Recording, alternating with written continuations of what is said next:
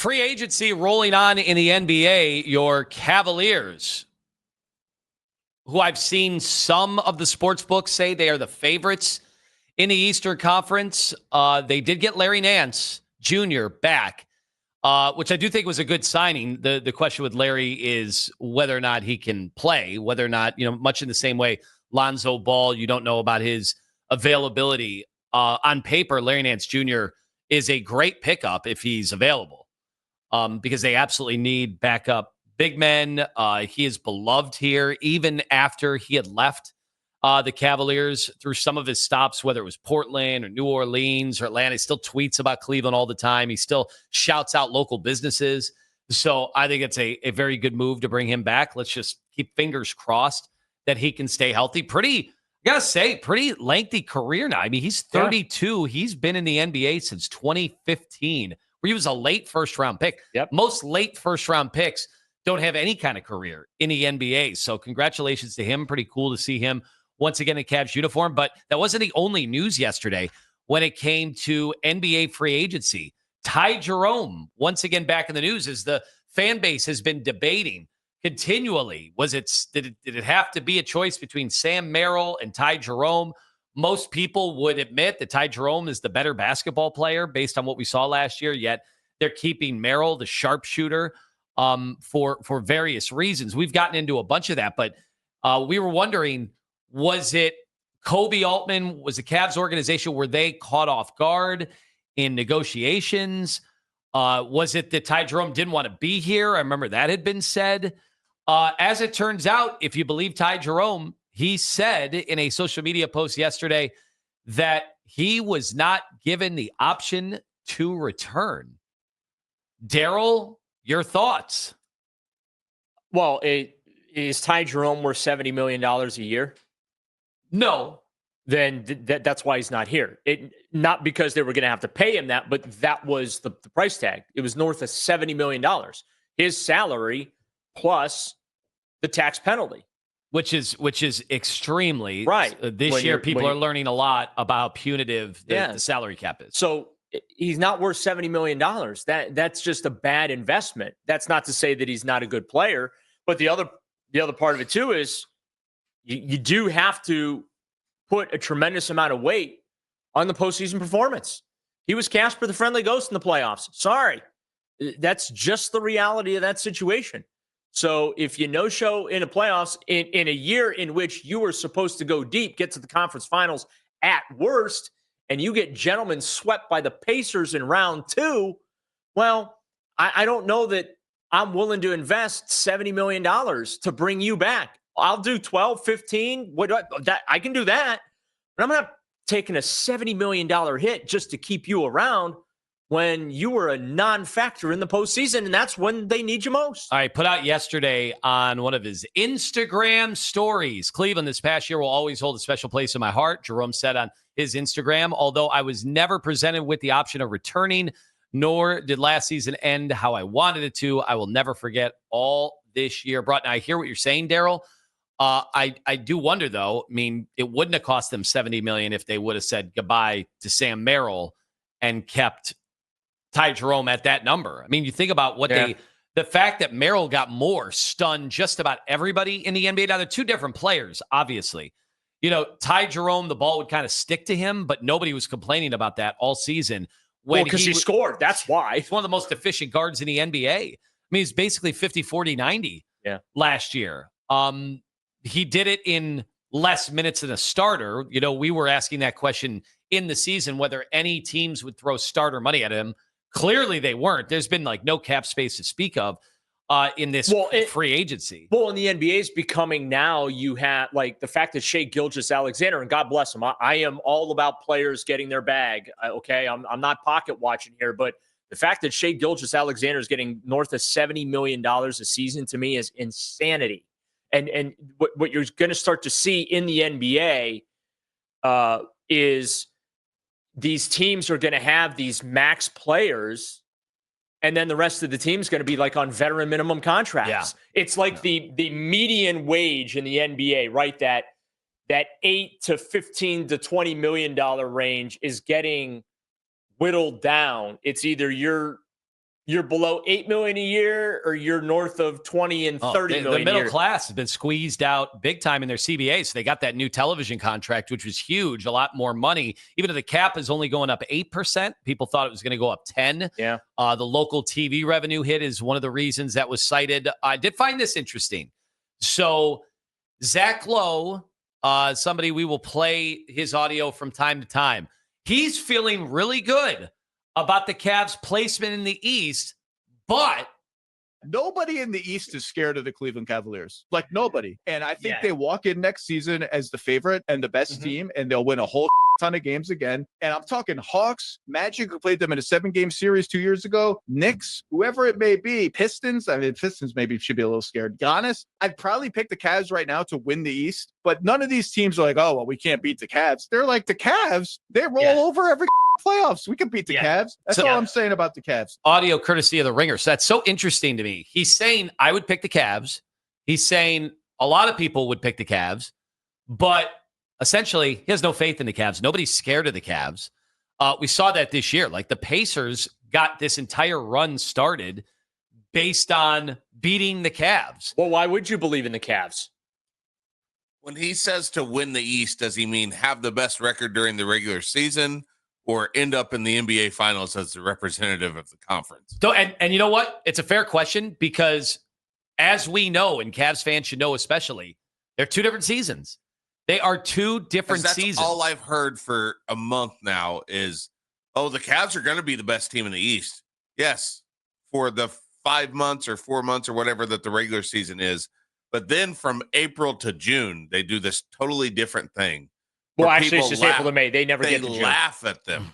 They laugh at them when they try to be physical with their opponents, because they know there is no way in hell the Cavs are going to be able to withstand more than 2-minute stretches of, trying to compete physically with even, the 8 seeds in the conference. Well, I want to know, 216-474-0092.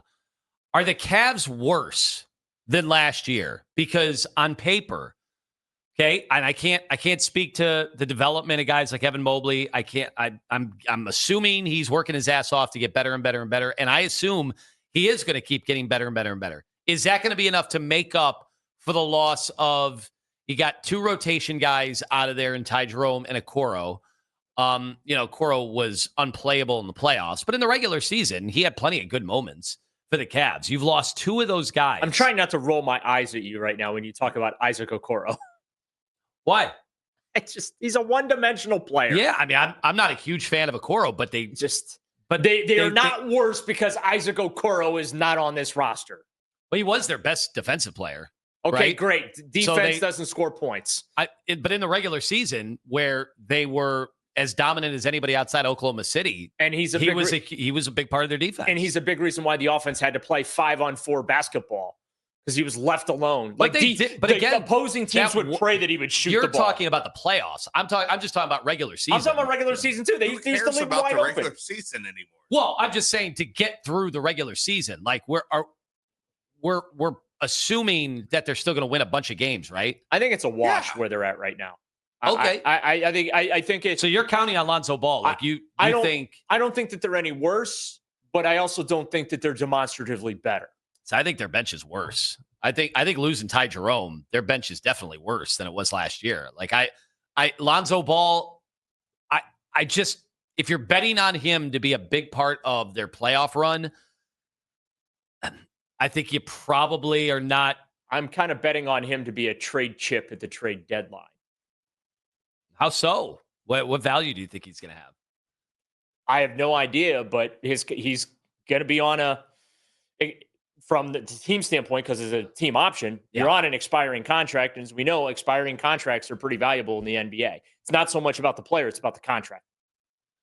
I've seen some Cavs fans that are really excited. I mean, he is a bigger guard. He is a playmaker. I'm shocked he's a much you're not better wearing defensive player. your BBB. I did on Monday. I have 3 hoodies, and my wife has one. Was this better business to bring in Lonzo Ball? The big ball away, ball control. If it were him from 4 years ago, I'd be ecstatic. about because his profile of the player is exactly the type of guy. The Shedeur Sanders of the NBA. Yeah, people say that. Yeah, his dad. You haven't really heard much from him in recent. I know he did some local stuff recently again. Had some health stuff, and he had some health stuff for sure. I'd love to see him back here. And hey, look, if we're got in the playoffs, two of the biggest helicopter dads on the planet in Cleveland now. Look, as a helicopter dad, Daryl, these two are an inspiration for now, me. wait a second. Lonzo, LeVar Ball, his kids got drafted in the top 4. That's right. They weren't sitting around waiting for the fifth round to hear their name called. Yeah. All right, so I want you guys to hear this. This is from the podcast called Mind the Game with Steve Nash and LeBron James. Yep. They've been talking hoops. They've been doing nitty-gritty basketball. And they invited Kevin Durant. 45-minute pod. I actually ended up listening to the rest of it last night after we turned off the Bear. But this caught my attention for obvious reasons, given how the Cavs are formatted over the last 4 years. Take it away.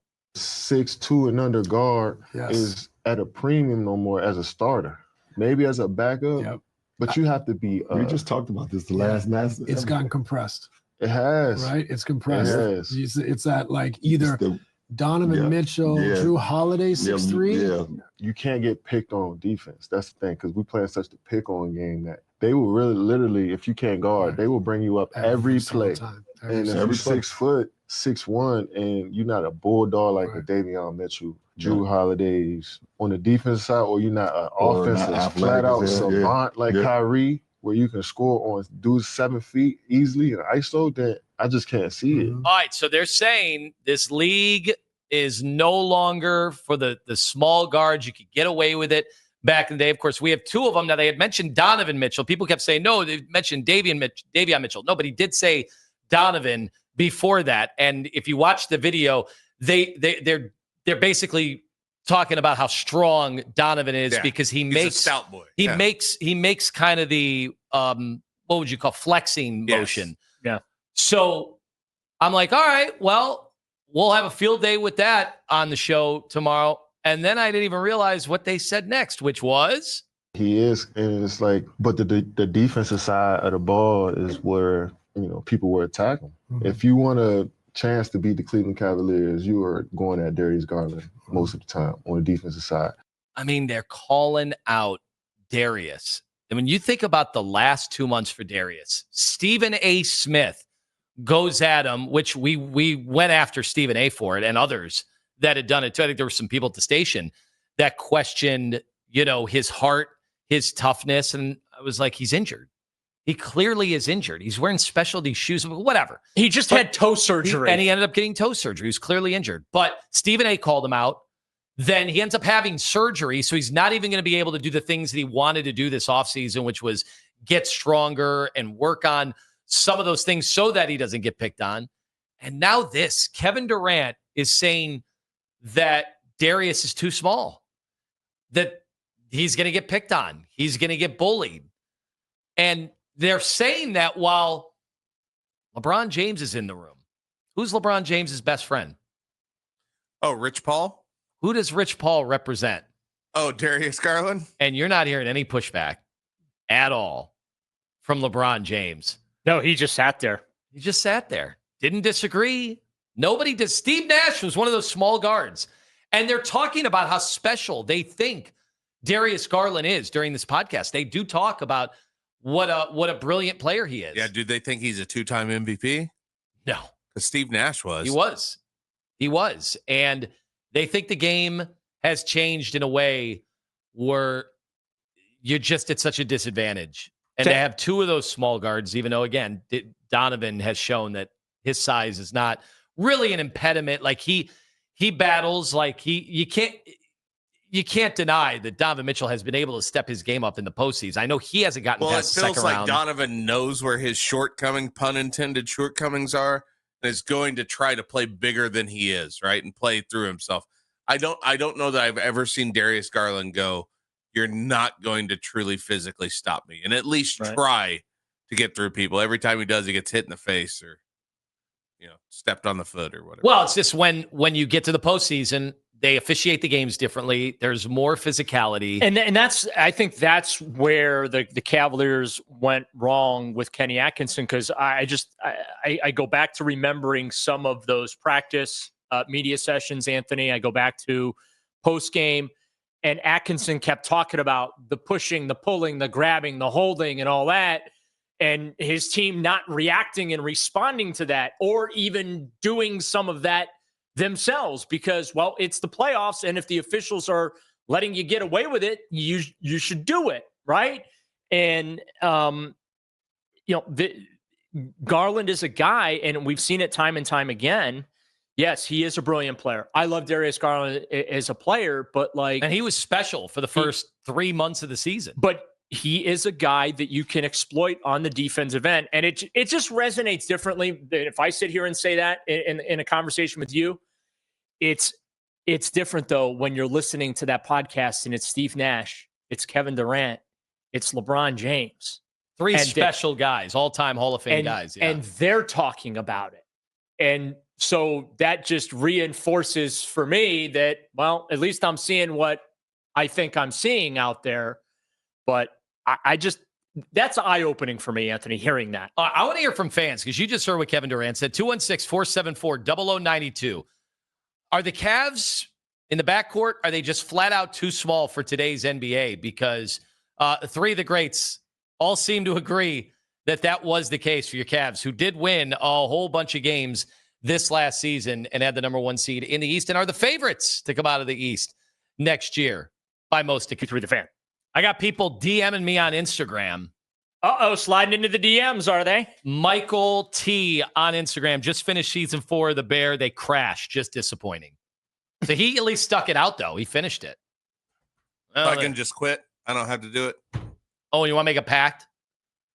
Get my wife on the phone and we'll all agree? Yeah, we can do that. All right. 216-474-0092. Sam Monson will try to make some sense of what the Steelers are doing. He's actually a little more bullish on the Browns. I think he liked their draft. So we'll get to that with Sam Monson coming up in about 20 minutes. Daryl Ryder is in for Kenny. We got Owen and Mitch here. We got Joey making videos in the back, adding to the YouTube channel, getting those numbers up. So here's the thing. We played a clip for you, and I want to play it again because you have 3 all-timers. Steve Nash, you've got LeBron James, and you got Kevin Durant talking about your small guard setup. And this is what Kevin Durant had to say about Darius Garland.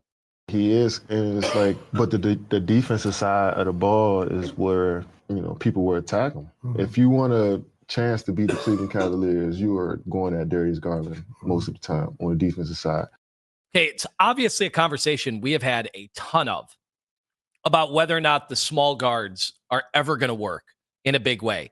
And then time and time again, they prove me wrong in the regular season. Yeah. By just lapping the field offensively. They were incredible this year.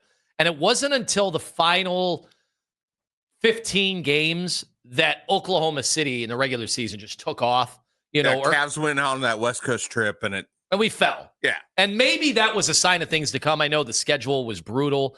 They didn't have a lot of time to practice or whatever. We made a bunch of excuses for it at the time. They were flying all over the country. Right. And in a short amount of time. Most teams, not Oklahoma City, but every other team has a lull in a season. It just so happened that lull came later in the season. We call those scheduled losses. Sure, in the NBA especially. You see it in the NBA especially. We didn't make a big deal about it because of that. And it wasn't like it was setting off panic alarms. But then, you got into that the playoff series against Indiana. Obviously, Miami, they were dominant. They were all-time dominant in that series.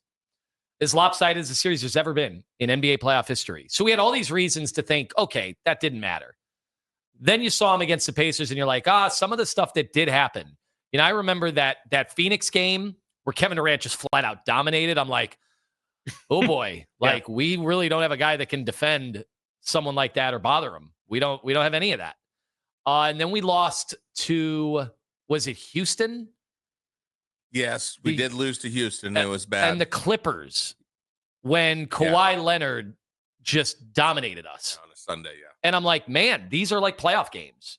And we don't really have all that stuff that we do that works in the regular season didn't really work in those games. And I did kind of write it down and wonder if that was going to look like that come playoff time. And then come playoff time, that's exactly what happened. Now, we had the injuries, so we didn't know how much had to do with, Darius wasn't Darius, and Evan Mobley was limping around a little bit, even though they were totally healthy in the final game that they got eliminated. I kind of feel like anytime the Cavaliers had a little bit of a dip during the season, we found built-in excuses, injuries, travel. You're not going to roll off 15-game win streaks over and over, even though they did it like 3 times in the season. Three substantial winning streaks. It was 12, 15, and 16 in a row that they ended up winning. So we kept building these excuses in, and I started to worry toward the end of the season because that's when they had the fall off. And we've seen this with this group where the start through the All-Star break is strong, and then the second half, the injuries take their toll, right? And they just kind of start to slide off. And it's part of the reason they made the change with JB Bickerstaff, because each of those 3 years they fell off a cliff after the All-Star break, and then they crashed and burned when it came to the play-in and then the playoffs. So there were warning signs, and I think that they were there all along, Anthony, but we were so caught up in how good they were early. They started 15-0. Everyone got excited. I was saying that they were NBA championship contenders. I did too. They ripped off a 12-game win streak. Then they came back and won 16 in a row. And so, and I'm not going to do that. Well, okay, let's add the win streaks together, subtract them from the 64, and then see what they really. Because I don't think that that's fair. But this team doesn't get hot at the right time. And I think that's LeBron learned how to do that in Miami. He learned that, regular season, yes, you want to get your seeding. That's important to a degree. But as long as we got home court for a couple of series, we're fine. If we got to go on the road, who cares? What matters is that when you get to March, you get to the month of March, you have to be playing well month of March and into April so that you're on the upswing. And the Cavaliers' problem is it seems like every year they're on the downswing when they get to April. And then that ultimately bleeds through to the playoffs. And I know they just absolutely annihilated the Miami Heat. I think it was the largest point differential for a playoff series in NBA history. The 10 seed going into the play-ins. I get it. I understand that. But again, I feel like we got fooled. We got caught up, right? Oh, they just annihilated the Heat. The Heat raised the white flag. Let's be honest about it. In that series. Oh, it was a team that sold off their best player before this, before when the trade deadline came. Right. But they basically raised the white flag. But we all got caught up in the fact that the Cavaliers looked dominant and they annihilated their opponent, whatever. And then we find out the day after locker cleanout day. I'm trying to remember. I'm not going to say who it was because I don't want to get the player wrong. But somebody said the day after locker room cleanout day there that they weren't ready for game 1 with the Pacers. And that became a theme. Yeah, we didn't have the intensity out of the gate in the series. We got our eyes opened after game 1. Meanwhile, 3 guys get hurt in game 1, and, well, you're pretty much cooked from there on in. But the fact that they weren't ready for game 1 of a second-round playoff series after how things went for you in the previous 2 years, completely inexcusable. I don't believe that. I don't believe that they weren't ready. I think they're not only a physically weak team, they're a mentally weak team in a lot of aspects. And I say that, I'm going to put you out here, Anthony. Mm-hmm. What'd you say about that series before it started? Because I remember it vividly. That I didn't think the Pacers were going to be much of a challenge. Yeah, you said it'll be more than the Heat, but this is not going more than 5 or 6 games. Yep. Well, he was right about that. It only went 5. I was right. You definitely downplayed the Pacers, and they put it on the Cavs. And I don't know that the Pacers ended up playing, for an NBA title and were 1 game away, right? Lost their best guy. I did not see that happening at all. But at the same time, I think a lot of that goes off of, you go into that series against the number 1 seed, right? The 64-win team, and you absolutely annihilate them. And it helps build your confidence maybe into something that isn't your true self exactly, right? And it gives you the confidence to push through in the Pacers, push through to the NBA Finals. I don't know what the Cavs have done since, and they haven't done for 3 seasons now, and getting mentally tougher at all to be able to be competitive in the playoffs. Well, that's why I raised the issue with Terry Pluto, and he disagreed with me. He says guys can acquire it over time. And I'll give me, I mean, he came up with a couple of really great examples. I remember those early CC Sabathia years, and Terry's right. CC learned how to get there, both physically as well as mentally. So now people did say, though, you remember, because you're old enough to remember this. Oh, and you weren't in town for this. Those late 80s Cavs kind of considered soft. Oh, yeah. That was one of the stigmas associated with them. Yeah, I mean, and they couldn't get through the Bulls. And look, I kind of put those teams up there with the, what could have been had they not run into Michael Jordan as much as they did. Or traded Ron because, Harper. I mean, those were some really great basketball teams. Davis in Cleveland, you're next up. Do you think the Cavs are still too small in the backcourt? Sir, how you doing today? What's going on? Doing?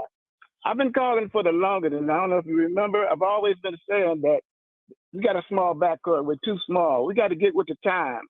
The average guard in the league is 6'4", 6'5", or whatever. We can't win anything with a small backcourt. Darius is too small. You can't hide him for so much, and that takes away from our defense. I mean, not only Darius is too small, he's soft. Allen is soft. He disappears when he plays against certain centers. Okay, and then this other thing with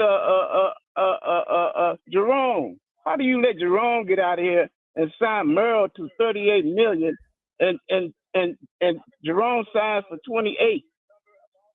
It's incredible, Davis, that nobody saw this coming. Nobody saw Jerome signing only $9 million deal. I realize no teams really had money to spend, but when you go and spend more on Sam Merrill, who has actually not shot it any much better than Ty Jerome. I mean, Ty Jerome, even as bad as he was terrible in that series against Indiana. Merrill wasn't good either. And the worst part about the Jerome thing is you didn't even ask him, would you take $9 million a year? Well, according if you believe Jerome came out and said last night on social media. From one side. I haven't heard from the other. There's part of me that maybe the Cavs didn't want to insult him. Insult away. No, you got if it's $9 million. Man, if it yeah, but the thought I got to hear wasn't the thought. I don't care about the apron, so none of that matters. No, I wasn't even going to go there, Owen. I'm just saying, wasn't the thought that it was going to be $12 to $15 million a year for him? Yeah, cool. And you come in at 9 from Memphis. Well, and the thought is out there too that he wants more playing time, but is he going to get that much more playing time in Memphis? I don't. You know what? He's not going to get an opportunity to win an NBA title. No, I don't think so either. I was totally off too. This is a segment where I tell you I'm totally off on things.